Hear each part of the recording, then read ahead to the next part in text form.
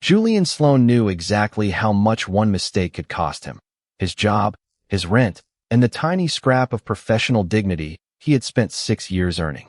At 9:47 p.m., inside a luxury hotel conference room in Chicago, he discovered that someone had placed the wrong revenue projection on the final client deck. The presentation was tomorrow morning. The account was worth millions, and Julian's name was sitting quietly at the bottom of the revision log, which meant if nobody fixed it, he would be the easiest person to blame. Perfect. Absolutely perfect. He stared at the glowing spreadsheet while senior executives packed their laptops and congratulated themselves on a successful rehearsal. Julian could already imagine Monday morning. Security badge disabled, health insurance gone, landlord still expecting a check. He wasn't important enough to survive an expensive mistake. He was the 28-year-old strategist people asked to fix fonts, clean up slides, and make other people's ideas look intelligent. Except this wasn't a font problem. The numbers were wrong, and Julian was the only person in the room who seemed to notice. Mr. Rourke. The room went silent. Damien Rourke, founder and CEO of Rourke Meridian, stopped halfway to the door. Damien had a reputation for making vice presidents nervous with 3 words and an eyebrow. What is it? Julian swallowed. Slide 37 can't go to the client. One executive sighed. We already approved it. Then we approved the wrong projection. That earned Julian several horrified looks. Damien didn't defend the executive. He walked back, set one hand on Julian's chair, and studied the screen. Show me. Not explain yourself. Not who made the mistake.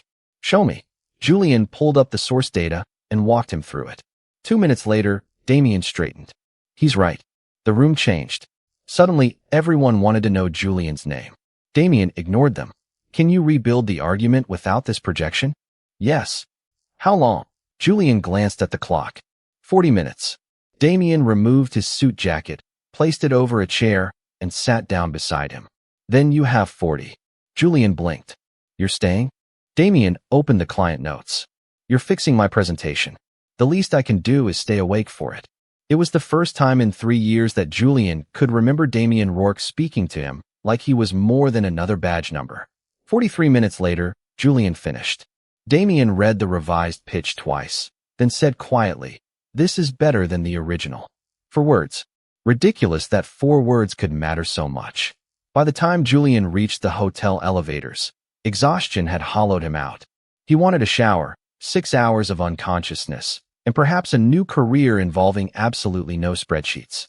At the 32nd floor, he checked the room number in the travel app through half-closed eyes, walked to the suite he thought had been reassigned to him after a booking problem, and tapped the key card. Green light. He stepped inside. Finally, a familiar voice came from the dark. Julian froze. A lamp clicked on. Damien stood near the windows, sleeves rolled to his forearms, looking equally startled. Julian looked at the suite number on the open door, then at Damien, then back at the number. Oh no. Damien's mouth twitched. Compelling analysis. I'm in the wrong suite. That appears to be the situation. Julian tried his key again as though the plastic card might explain its betrayal. Damien called the front desk. A reservation system error had duplicated access during the room reassignment, and the hotel was temporarily full because of a convention. They could send someone up, but it would take time. Julian wanted the carpet to open and swallow him. Instead, Damien surprised him. He ordered room service for 2. You haven't eaten, he said. Julian stared. How do you know that? You ignored dinner during rehearsal. Damien remembered. That unsettled Julian more than the wrong room. They ate at opposite ends of a small table, and somewhere between cold sparkling water and an unnecessarily expensive club sandwich, Damien stopped sounding like a CEO. He asked why Julian never presented his own strategy. Julian laughed once. Because people like you usually only look at the person presenting. Silence. Julian immediately regretted possessing a mouth. But Damien didn't get angry. He looked almost wounded. Maybe people like me should look harder. The words landed somewhere Julian had spent years pretending didn't hurt. Their conversation stretched past midnight. Work became childhood ambitions, bad apartments, impossible expectations, and the strange loneliness of being surrounded by people who only noticed what you could do for them. When Julian finally admitted he was afraid one mistake would erase everything he'd built, Damien said, "Not while I'm the one evaluating the work." It wasn't romantic. It shouldn't have felt intimate.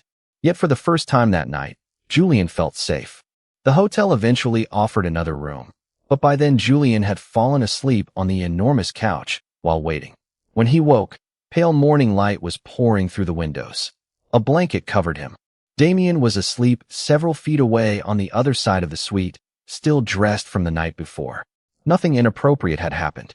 Somehow, that made the quiet tenderness of the scene feel even more dangerous. Damien woke moments later, and whatever softness had existed at midnight vanished behind his professional expression. "Last night doesn't leave this room," he said. Julian's chest tightened.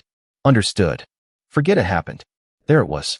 Julian nodded, picked up his bag, and left before Damien could see how much 2 sentences had managed to undo 4 words from the night before. But after the door closed, Damien didn't move. He stared at it for several seconds, then opened his laptop. A confidential document was waiting on screen, requested at 8:58 p.m. before Julian had ever entered his suite. At the top was a name Damien had apparently noticed long before Julian realized it. Julian Sloan. Monday morning arrived with fluorescent lighting, burnt coffee, and the deeply unpleasant discovery that Damien Rourke was apparently excellent at following his own instructions. Julian saw him 3 times before 10 o'clock. Once crossing the lobby with 2 executives trailing behind him. Once through the glass wall of a conference room where a department head was being dismantled by a single raised eyebrow. And once 6 feet away beside the elevators. Damien looked directly at him and said, "Morning, Sloan." Nothing else. No hesitation. No trace of midnight conversations, shared room service, or the blanket Julian had definitely not placed over himself. "Morning, Mr. Rourke." The elevator doors closed between them. Julian stared at his reflection in the steel. Excellent. This was exactly what he wanted. Professional. Clean. Normal. So why did it feel like someone had carefully erased the only night in 3 years when Julian had felt visible? He buried himself in work. By noon, the Chicago client had requested the revised projections, and Julian's manager sent him upstairs with the updated deck because apparently humiliation enjoyed cardio. The executive floor was quiet enough to make breathing feel expensive. Assistants moved quickly. Senior directors lowered their voices when Damien passed. One vice president actually abandoned an argument halfway through when Damien emerged from his office and said, "Continue." The man did not continue. Julian almost respected the efficiency. Damien accepted the revised deck without mentioning the trip. "Good work." 2 words this time. Julian hated that he noticed. "Thank you." He turned to leave when Damien's assistant hurried in carrying several folders. "Legal sent the agreements you requested." She placed them on the side table. Julian would have kept walking. He should have kept walking. Then the top folder shifted. "Confidential. Julian Sloan." His feet stopped before his common sense could intervene. Beneath his name, visible through the clear cover, were 3 phrases: executive strategy assignment, direct reporting structure, 6-week term. Julian's stomach dropped. Of course there was paperwork. Damien Rourke did not have awkward mistakes. He had legal departments. Julian imagined non-disclosure clauses, reassignment terms, carefully polished corporate language designed to make inconvenient employees disappear without technically firing them. "Julian." Damien's voice was quieter now. Julian looked up. "What is that?" Damien followed his gaze. Something changed in his face. Not guilt exactly. Recognition, which was somehow worse. "It is not what you think." Julian gave a humorless laugh. "That sentence has never improved a situation. Close the door. I would rather leave it open." Damien paused. Then he walked past Julian and opened it wider. "Fine." That stopped him. Damien returned to his desk, but did not sit behind it. He stayed on the other side, leaving several feet between them. A tiny gesture, completely unnecessary. Julian noticed anyway. "I am not signing anything about that night," Julian said. "I would never ask you to. My name is on a confidential contract sitting in your office 2 days after you told me to forget what happened. And you have every reason to question that." No anger. No threat. Damien simply picked up the folder and offered it to him. Julian did not take it. "Am I being transferred?" "No." "Fired?" Damien's expression sharpened. "Absolutely not." The certainty in those 2 words surprised him. Damien placed the folder on the table between them. "The client requested our revised strategy this morning. They specifically praised the argument you rebuilt. I told the executive team who created it. Julian blinked. You told them? It was your work. As if that should be obvious. As if credit naturally belonged to the person who earned it. Julian had worked here long enough to know how unusual that was. Damien continued. I also informed your department head that you will not be blamed for the incorrect projection. The revision history shows you identified it. I made sure the record reflects that. There it was. The first crack in the image everyone knew. Damien Rourke, the man who could freeze a conference room by entering it, had spent part of his Monday morning making sure an employee with almost no organizational power did not become convenient collateral damage. Julian's defenses did not disappear. They simply became harder to hold in exactly the same position. Why, he asked. Damien frowned. Why what? Why do any of that for me? Damien looked genuinely confused. Because you were right. Julian almost laughed. That's simple. It should be. Silence settled between them. Not comfortable. Not hostile either. Something stranger. Damien tapped the folder once. And that document is not damage control. Then what is it? An offer. Julian finally picked it up, but did not open it. For what? 6 weeks on the executive strategy team. Direct involvement in the Chicago account. You would attend every planning session and present your own analysis. Julian stared at him. That was not a minor assignment. People spent years trying to get into those meetings. You expect me to believe this appeared because of one corrected slide? No. Damien's eyes held his. I expect you to check the document history. Julian opened the cover. His gaze found the creation timestamp. Friday, 8:58 p.m. He went still. That was before the wrong suite. Before room service. Before Damien had covered him with a blanket and then told him to forget any of it had happened. Julian looked up slowly. Damien's voice softened. I requested the draft after rehearsal. Before I came upstairs. Yes. Something warm and dangerously close to hope moved through Julian's chest. Damien had noticed his work first. Whatever else had happened between them had not purchased this opportunity.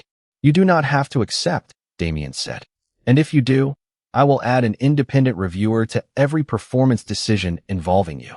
Julian studied him. You already thought about that? I have thought about little else since Saturday morning. For the first time all day, Damien looked less like the most powerful man in the building and more like someone who had made a mistake he did not know how to repair. Julian glanced at the contract again. 6 weeks. Direct meetings. No hiding at the back of the room. No returning to invisible. I want the independent reviewer in writing. A faint change touched Damien's mouth. Almost a smile. Done. And if my analysis disagrees with yours, I say so. I would be disappointed if you did not. Julian held out his hand. Damien looked at it for half a second before taking it. The handshake was brief, professional, and somehow more unsettling than anything that had happened in Chicago. Then I accept. Damien released him. Good. Your first executive strategy meeting is tomorrow at 8. Julian headed toward the open door, contract under his arm. Sloan. He turned. Damien stood beside the desk, watching him with that same unreadable expression. There is one more change. Julian's pulse stumbled. What change? Damien glanced toward the empty office directly beside his own. For the next 6 weeks, you are working from there.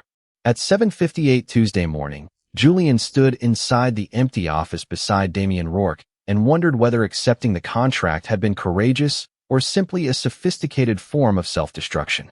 His new desk was larger than the one he had shared with 3 other strategists downstairs. Through the glass wall, he could see Damien already conducting a call, expression unreadable, while 2 senior executives waited outside his door like nervous students outside a principal's office. Julian had barely set down his coffee when Damien appeared. Meeting. No good morning. No explanation. Just meeting. Julian grabbed his tablet and followed him into the executive conference room, where 12 people in expensive suits looked at Julian as though someone had accidentally delivered office furniture. A senior director named Preston Cole glanced at the empty chair beside Damien. Strategy support can sit along the wall. Julian knew that tone. He had heard versions of it for years. Be useful. Be quiet. Do not confuse access with belonging. He started toward the wall. Damien pulled out the chair beside his own. Sloan is not support. The room went still. Damien looked at Julian. Sit. It should not have mattered. It was just a chair. Somehow, Julian felt the weight of 6 invisible years when he lowered himself into it. The meeting began with the Chicago account. Preston presented a pricing model that Julian recognized immediately. Something was wrong. He checked the assumptions twice before leaning slightly toward Damien. The retention estimate is inflated. Damien did not ask him to explain quietly. He stopped the presentation. Julian. Every face turned toward him. Julian's stomach attempted to resign. Preston frowned. This model has already been reviewed. Damien leaned back. Then another review should not frighten it. Julian almost smiled. He stood, connected his tablet, and explained the problem. The model assumed that every client division would adopt the new service at the same rate. Historical data showed otherwise. If they priced around the inflated number, the proposal would look impressive for 6 months and disappointing by the end of the year. Preston crossed his arms. And your alternative? Julian changed the slide. 3 adoption tiers, each based on actual behavior. The first-year number is smaller. The 3-year number is stronger because we are not promising growth we cannot defend. Silence. Julian expected resistance. Instead, Damien asked, what does that do to margin? Julian answered, improves it by 4% by year 3. Damien looked around the table. Use Sloan's model. Preston stared. Damien, we spent 2 weeks on the existing version. Then we spent 2 weeks being wrong. No cruelty. No raised voice. Somehow that made it final. The meeting moved on, but something had changed. People started asking Julian questions directly. Not asking Damien whether Julian could answer. Not speaking around him. To him. When the meeting ended, Preston gathered his papers and muttered, not bad for your first morning upstairs. Julian had spent enough years swallowing comments to recognize one disguised as praise. Before he could answer, Damien closed his laptop. It is not his first morning being good at his job. It is your first morning noticing. Preston went very quiet. Julian did too. Damien walked out as though he had merely corrected a typo. Julian followed several seconds later and found him waiting beside the elevators. You did not have to do that. Do what? Make him feel 6 inches tall. I did not. Damien pressed the elevator button. He managed that himself. Julian laughed before he could stop himself. Damien looked over. For one brief second, the intimidating chief executive disappeared, replaced by the man who had ordered 2 club sandwiches because he noticed Julian had skipped dinner. Then the elevator opened, and the mask returned. By noon, Julian discovered another strange thing about working beside Damien. The man noticed everything.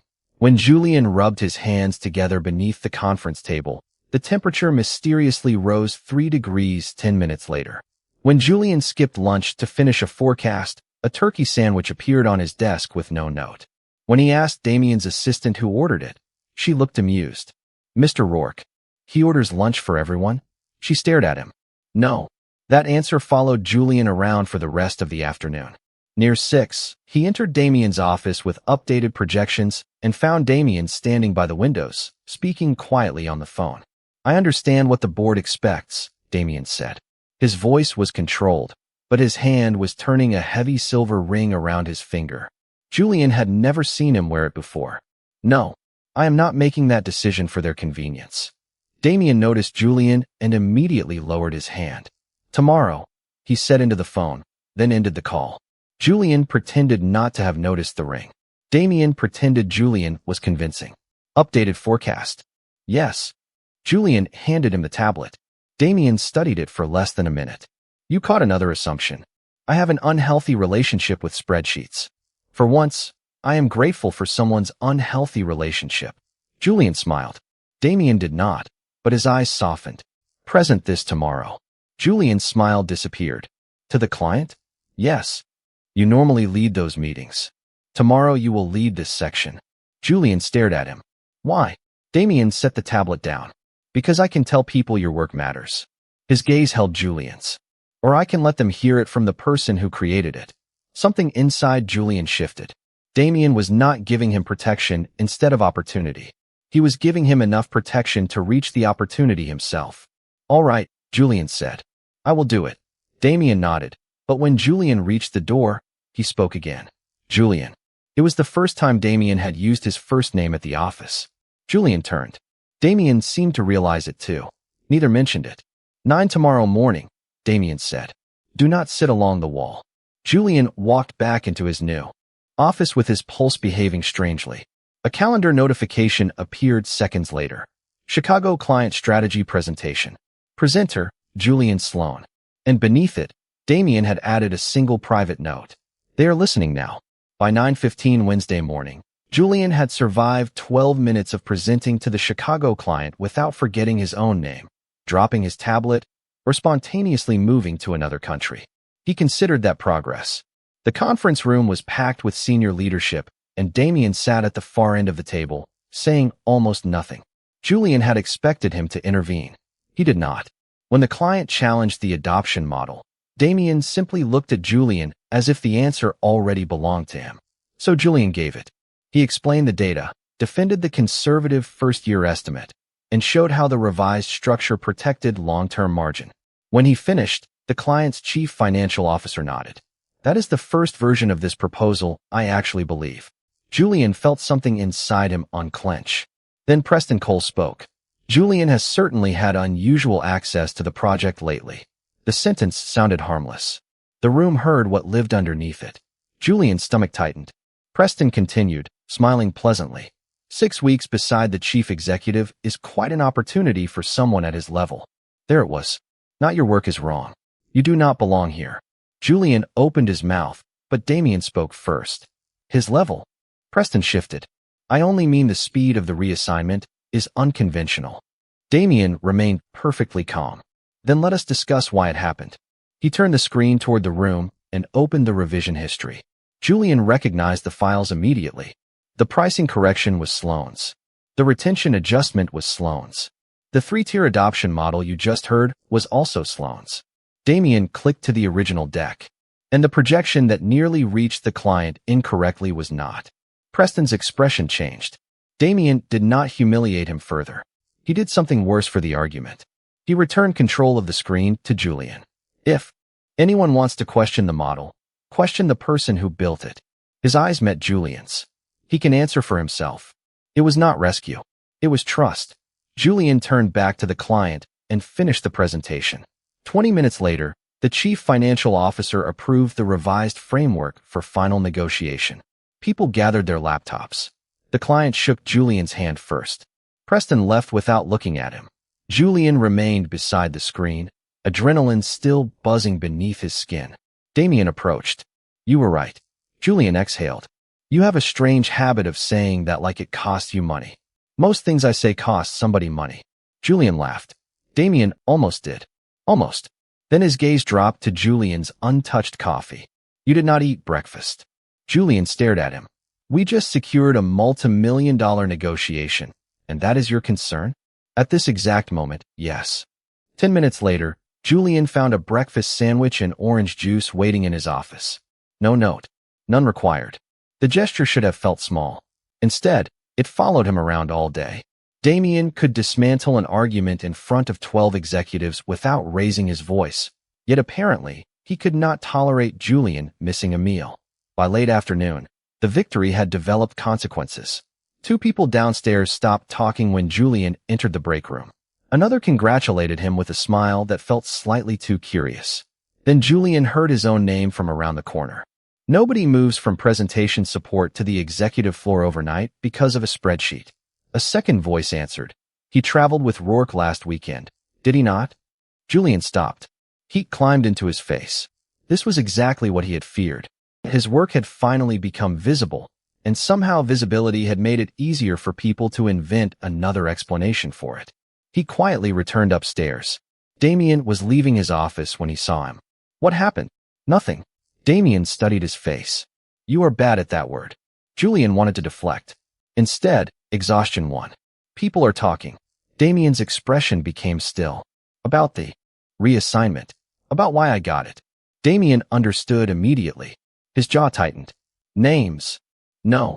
Julian. No. Julian stepped closer, lowering his voice. You cannot freeze everyone who says something ugly about me. That only makes it worse. Damien looked ready to argue, then stopped. What do you want me to do? The question surprised Julian more than anger would have. Damien Rourke was asking instead of deciding. Nothing tonight.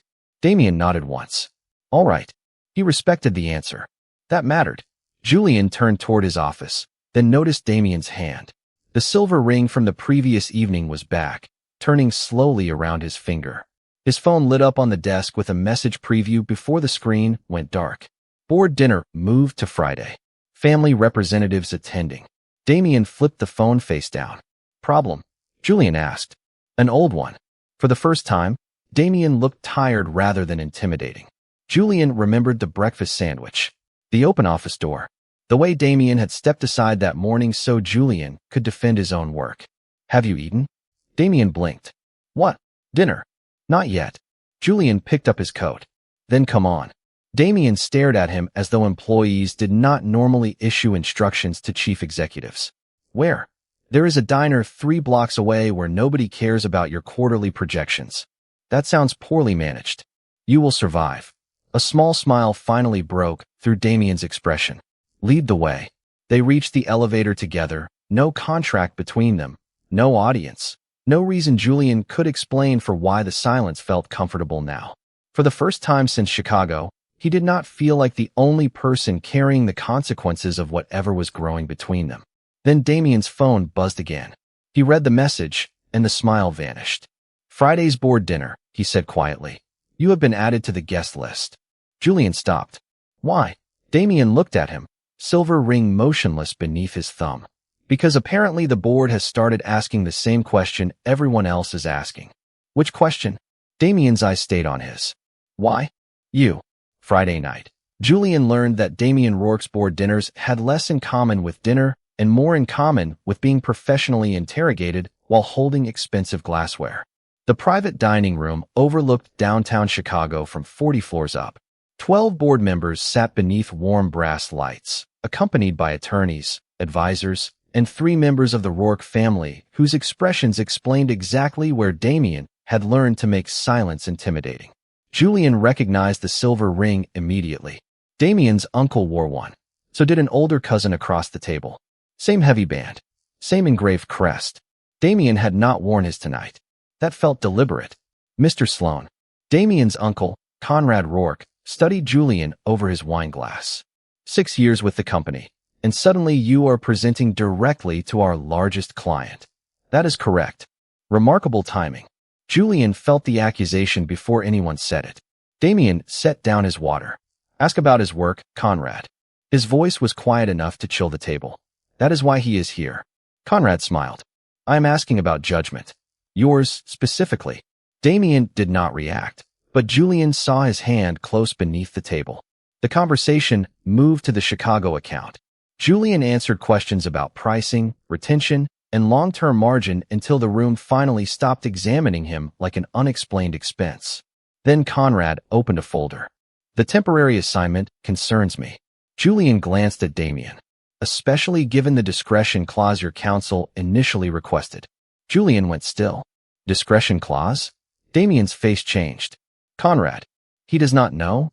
The room became painfully quiet. Julian looked at Damien. Know what? Damien stood.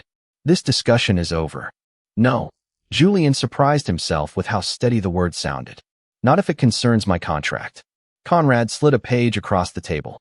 Damien caught it before it reached Julian. For 1 second, Julian saw something he had never seen in him before. Fear. Not fear of the board. Fear of Julian reading that page. That hurt more than the document could have. Give it to me, Julian said. Damien hesitated. Then did. It was an early legal draft created the night of the rehearsal. The professional assignment was exactly what Damien had promised. But attached beneath it was a proposed confidentiality provision covering personal conduct between senior leadership and assigned staff during company travel. Julian read it twice. You told me the contract had nothing to do with what happened in Chicago. The contract did not. Damien's voice was controlled, but barely. This clause was never approved, never shown to you, and never intended to bind you. Then why does it exist? Damien looked toward the board. Because after I requested your assignment, legal flagged the reporting risk. They drafted standard protections before either of us knew anything personal would happen. Julian's anger stumbled against the timeline. Before I entered your suite? Yes. Conrad leaned back. Damien has spent years ensuring his private life cannot become leverage against this company. Damien turned toward him. Enough. Something clicked for Julian. The ring. The family representatives. The board messages. The way Damien treated emotion like an operational hazard. This is what the ring means, Julian said. Damien looked at his empty hand.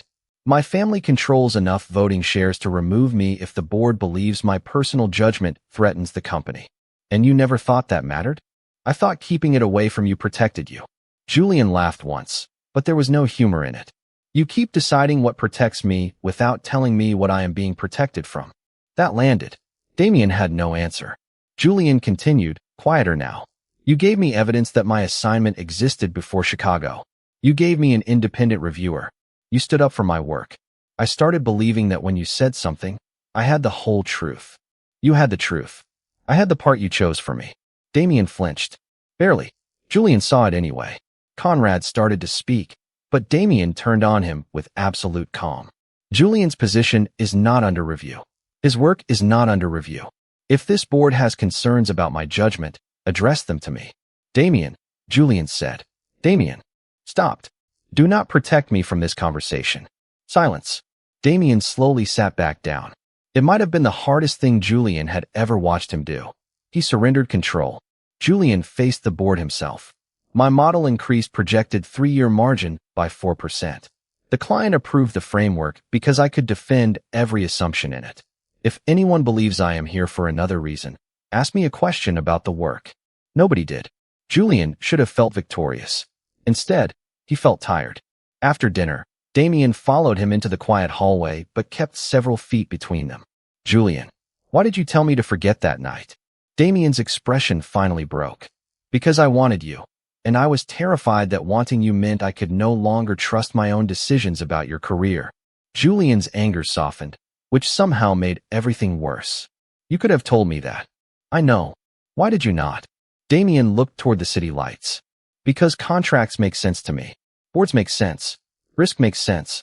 Wanting someone whose future I could affect does not. Julian understood him now. That was the problem.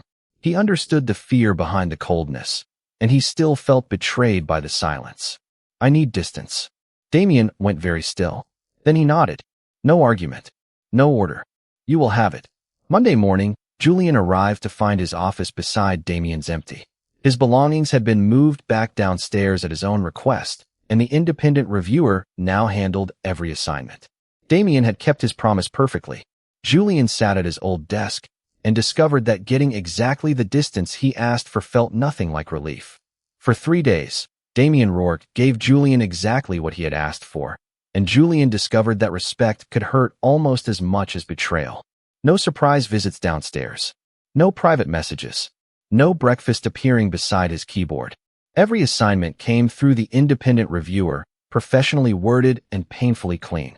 Damien did not even attend the Wednesday strategy session. Julian should have been relieved.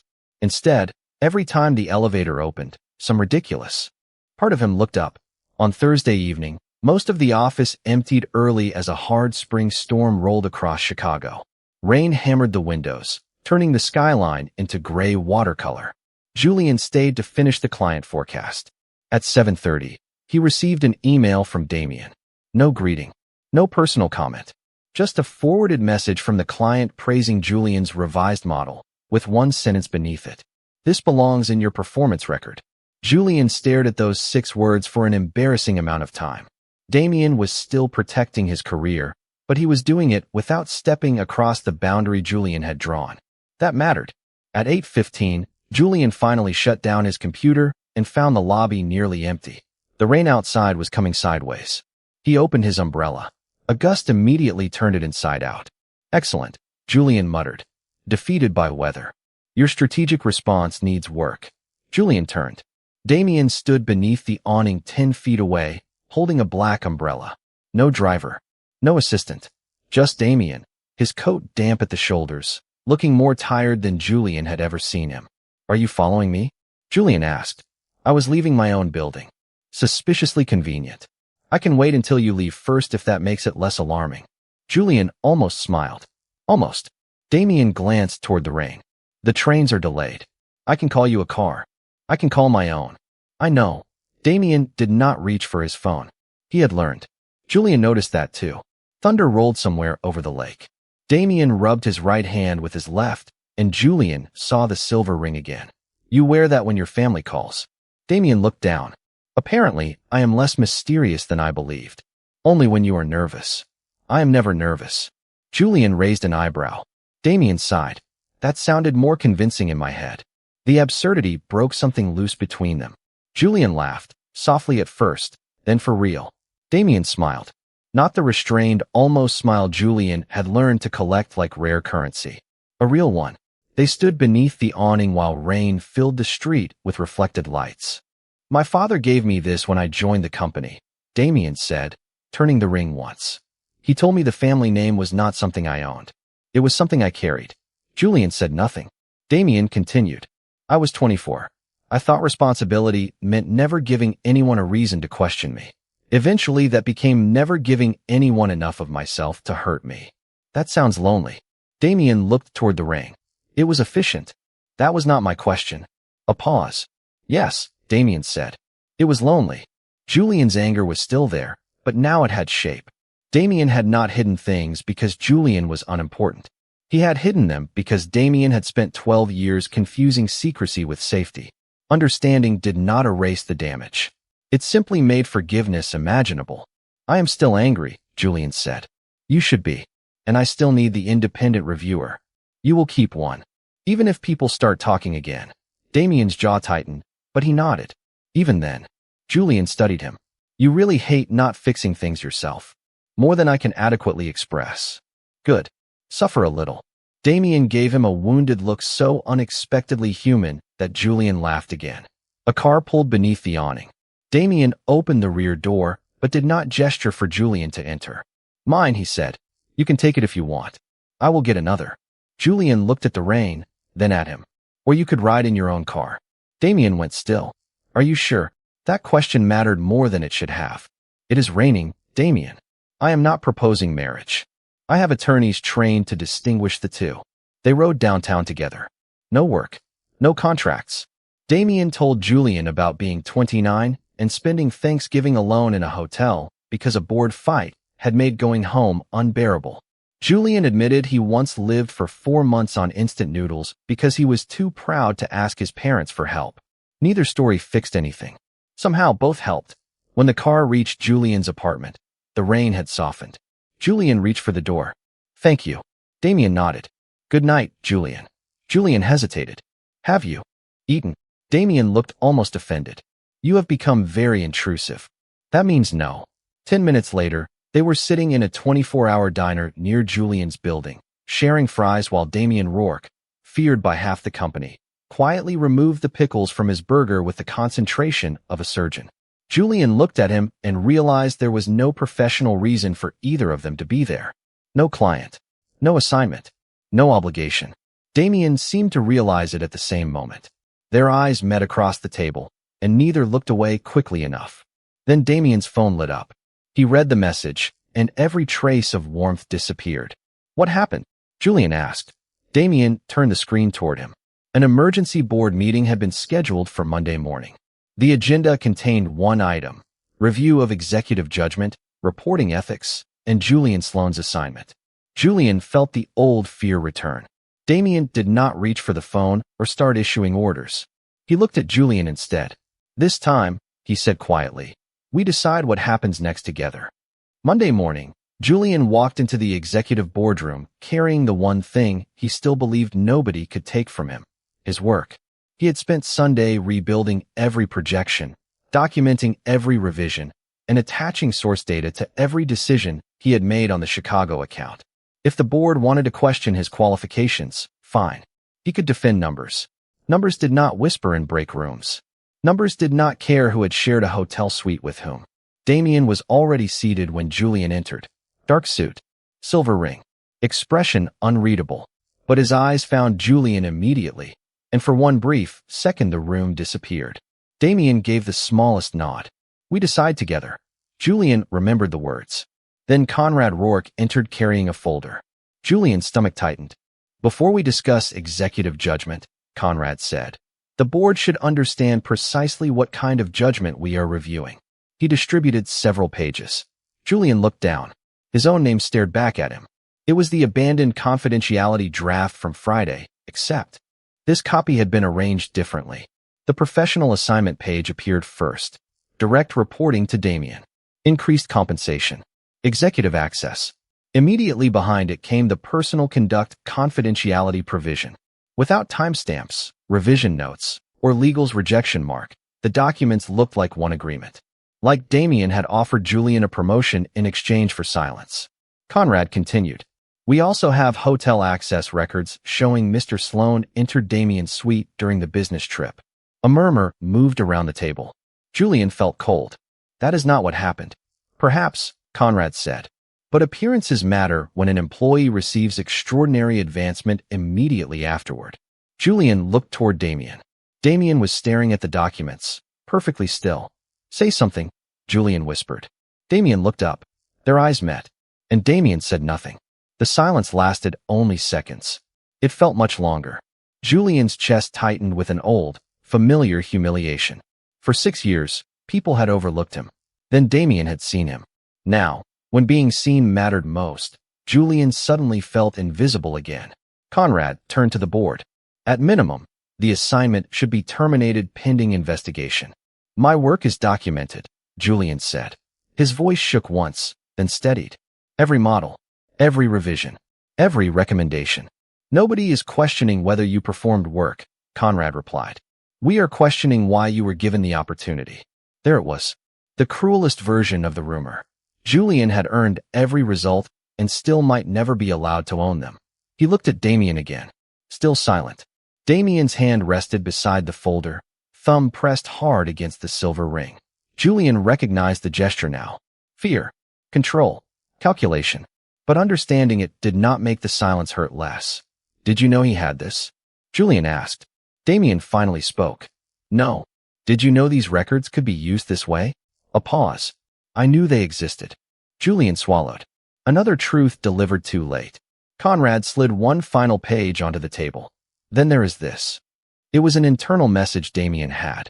Sent legal after requesting Julian's assignment. Julian read the highlighted line. Keep Sloan protected from unnecessary exposure until I determine how to proceed. Conrad let the sentence breathe. Protected from what exactly? Julian knew there was context. There had to be. The message had been sent before the suite incident. But everyone around the table was reading it through what happened afterward. Worse, Julian was too. What did you mean? He asked Damien. Damien opened his mouth, then looked toward the corporate counsel seated across the table. She gave an almost imperceptible shake of her head. Julian understood. Legal review. Evidence preservation. Damien had been told not to explain yet because Conrad had introduced disputed internal documents into a formal board proceeding. It was logical, responsible, completely unbearable. Julian, Damien said carefully, I need you to trust me for 10 minutes. Julian almost laughed. Trust. The word had become expensive between them. That is what I have been doing. Damien's face changed. Julian stood.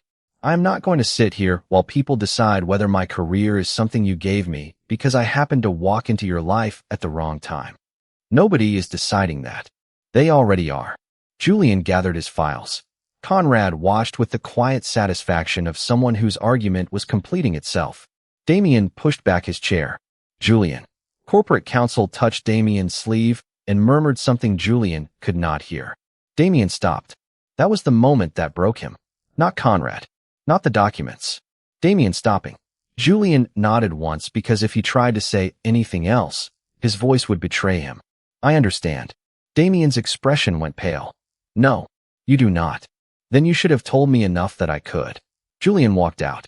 Nobody followed.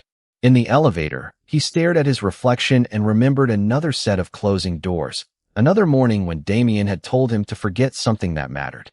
By the time Julian reached his old desk, an email from Human Resources was waiting. His executive assignment had been temporarily suspended pending board review. He removed the access badge from his jacket and placed it beside his keyboard. For the first time, he did not care about the office upstairs. He cared that he had started believing Damien would choose him when choosing became difficult.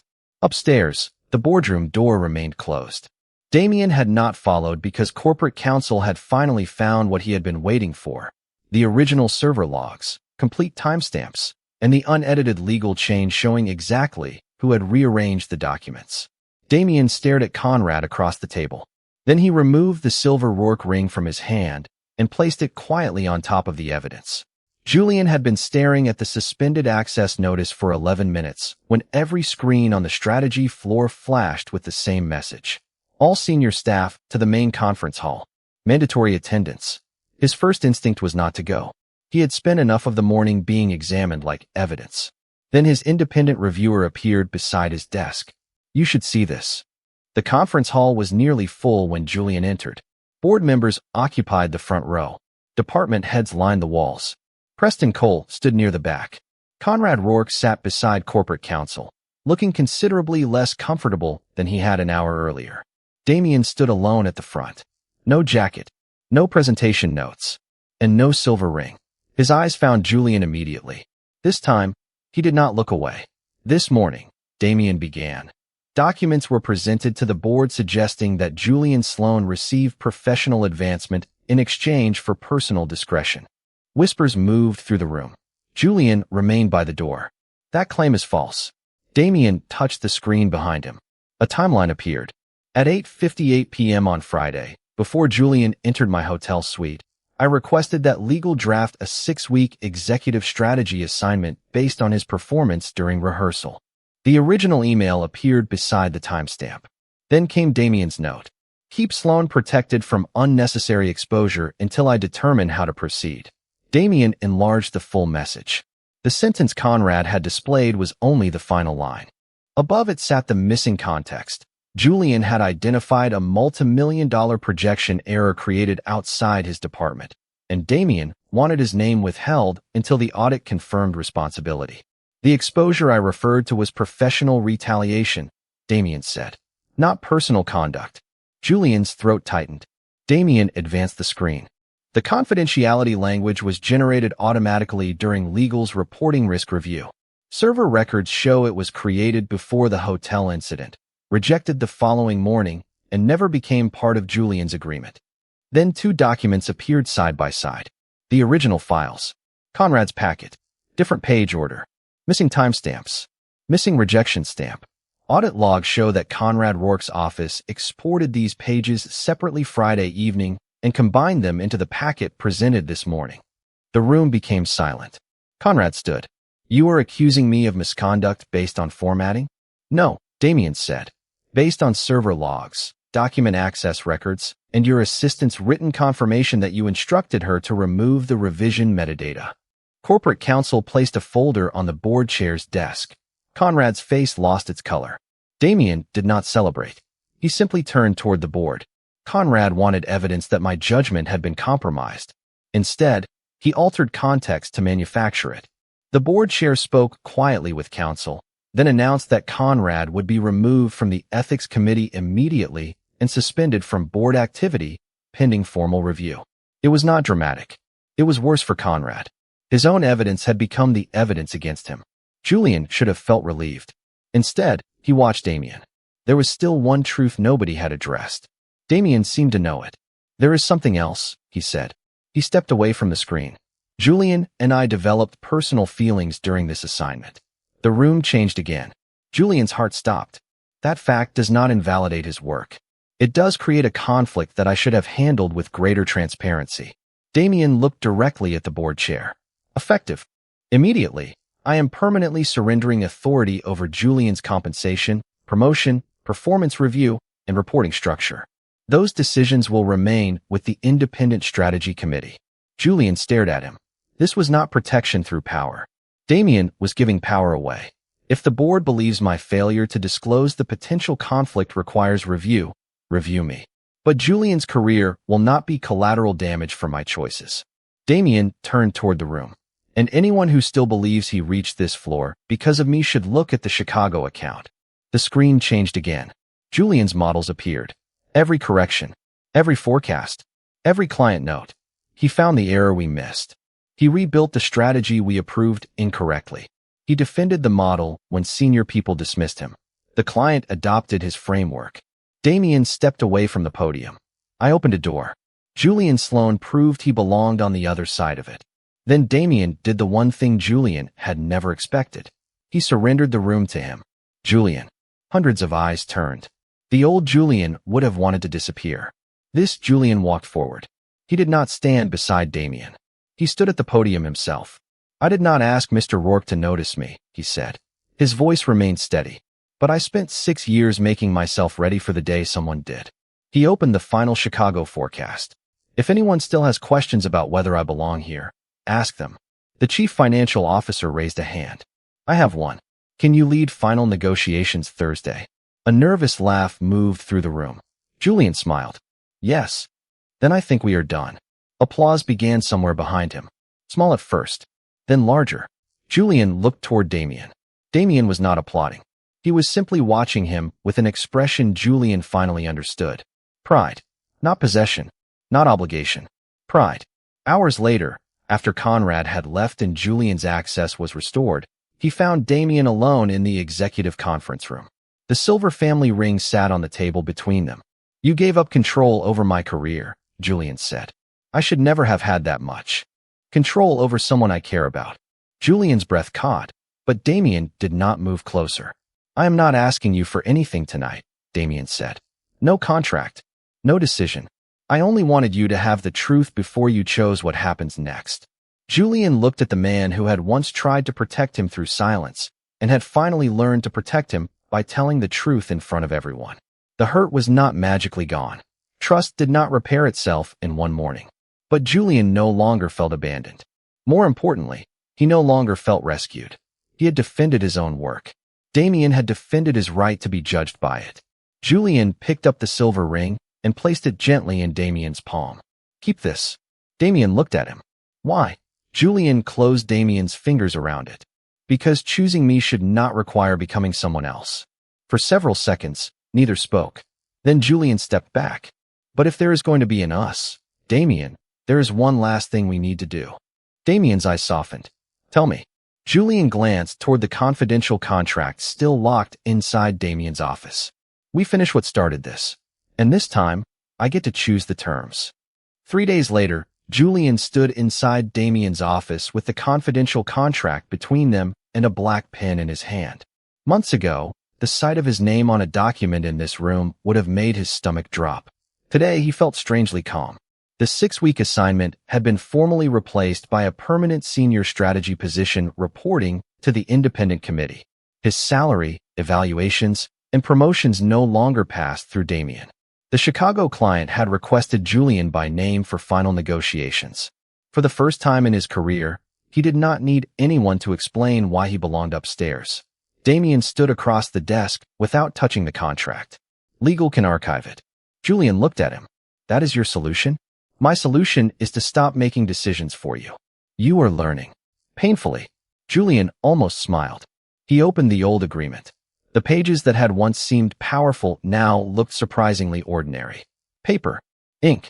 Terms written by people who had believed uncertainty could be controlled if they used enough expensive vocabulary.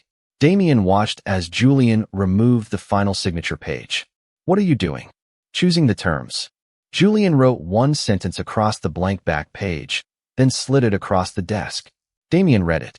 Nothing personal between us will ever be required, negotiated, hidden, or owed. Damien looked up. That is not legally sophisticated. I am a strategist, not an attorney. It shows. Julian gave him a flat look. Damien's mouth softened. Then he picked up the pen and signed beneath Julian's sentence. Julian signed beside him. There, Julian said. Now we have an agreement I actually like. Damien studied their names together. And what exactly does it permit? Julian closed the folder. Nothing. Damien blinked. Nothing. That is the point. If I have dinner with you, it is because I want dinner. If I call you at midnight, it is because I want to hear your voice. If I walk into your hotel room again, it will definitely be because I checked the number first. Damien laughed. A real laugh. Warm and unguarded. And Julian realized how far they had traveled from the man who once treated emotion like a liability. Damien came around the desk, but stopped several feet away. He waited. Julian noticed that too. Damien had spent years believing love meant risk, so he controlled the risk. Now he was doing something harder. He was leaving space for another person to choose. Julian crossed that space himself and took Damien's hand. Dinner tonight? Damien asked. Are you ordering me? Absolutely not. Good. Julian squeezed his hand. Then yes. 6 weeks later, Julian was back in Chicago for the final client review. This time, his name appeared on the presentation before Damien's. Julian noticed. He suspected Damien had something to do with it. He also knew better than to complain. The meeting ended with a signed 3-year agreement and the client chief financial officer telling Julian, "You were right to make us uncomfortable with the smaller first-year projection." Julian smiled. Accurate numbers are occasionally rude. That evening, he returned to the same hotel. The hallway looked almost exactly as he remembered it. Gold lighting, patterned carpet, polished doors, and far too many suites that looked identical after a 14-hour workday. Julian checked his phone, then the room number, then his phone again. Taking precautions? Julian looked up. Damien stood outside a suite farther down the hall, jacket over one arm. "I have learned from experience." Reassuring. Julian walked toward him. Damien glanced at Julian's room key. "Your suite is on the other side of the floor." "I know." Damien became very still. "Then you are not lost." "Not this time." Julian stopped in front of him. There was no confusion now. No booking error. No frightened employee wondering whether one mistake could destroy everything he had built. Damien opened the door, but did not step aside yet. "No contracts," Julian said. "No contracts. No confidentiality clauses. Never." "And tomorrow morning?" Damien understood the question beneath the joke. His expression softened. "Tomorrow morning, I make coffee."